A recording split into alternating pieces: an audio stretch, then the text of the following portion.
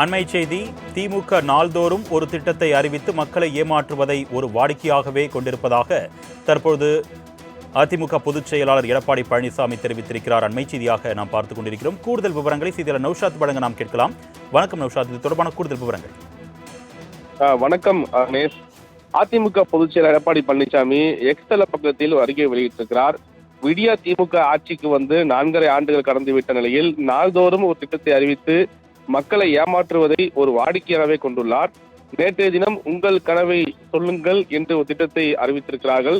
4.5 ஆண்டுகள் மக்களின் அடிப்படை தேவையை கூட நிறைவேற்றாமல் ஆட்சி முடியும் நேரத்தில் 50,000 தன்னார்வலர்களை கொண்டு வீடு வீடாக சென்று உங்கள் கனவை சொல்லுங்கள் என்று கேட்கப் போகிறார்களாம்.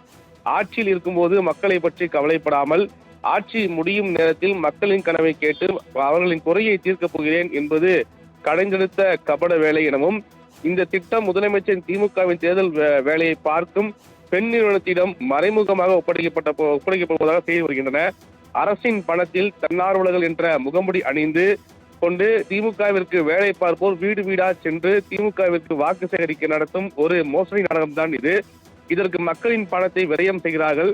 இப்படி நிர்வாகம் செய்வதை விட அரசு நிர்வாகத்தையே நேரடியாக பெண் நிறுவனத்திடம் ஒப்படைத்து விடலாம். மேலும் மக்களின் ஆதார் எண், தொலைபேசி எண் உள்ளிட்ட தனிப்பட்ட விவரங்களை அரசின் வாயிலாக திமுகவின் தேர்தல் ஆதாயத்திற்காகவோ சேகரிக்க நினைப்பது டிஜிட்டல் தனிநபர் தரவு பாதுகாப்பு சட்டத்தை மீறுவது மட்டுமின்றி தேர்தல் ஆணையத்தின் நெறிமுறை தார்மீக அடிப்படையில் மீறும் செயலாகும். அரசின் நிதியை இது போன்று தில்லுமுள்ளு திட்டங்களுக்காக செலவிட்டு சுய விளம்பரம் தேடும் விடியா திமுக அரசை நான் வன்மையாக கண்டிக்கிறேன். மக்களை ஏமாற்றும் இது போன்ற காதில் பூச்சுற்றும் நிலையை இனியாவது விடியா திமுக அரசு நிறுத்திக் கொள்ள வேண்டும் என தன்னுடைய எக்ஸ் தள பக்கத்தில் அறிக்கை வெளியிட்டிருப்பது மிக முக்கிய ஒன்றாக பார்க்கப்படுகிறது. அர்னேஷ், கூடுதல் விவரங்களுக்கு நன்றி நௌஷாத்.